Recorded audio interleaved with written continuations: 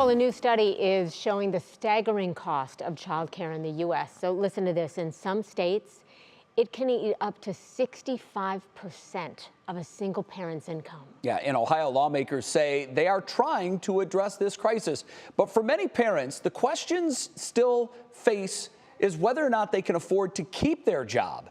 Kevin Landers from our sister station in Columbus has more.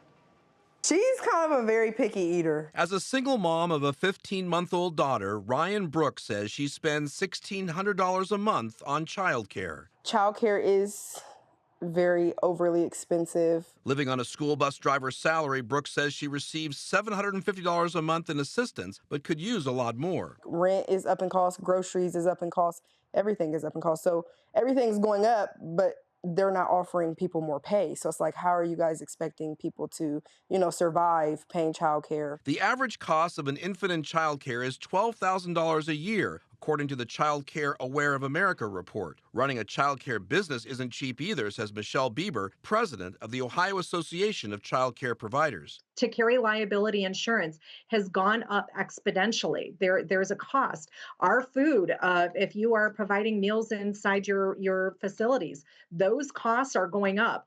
If you could ever imagine, we, as a child care center, we kind of almost function like a household. Lawmakers are trying to come up with a budget to address the high cost of child care. Ohio Governor Mike DeWine wants to set the eligibility limit to 160% of the federal poverty line. That's just over $51,000. Lawmakers are holding steady at 145%. Here is the problem.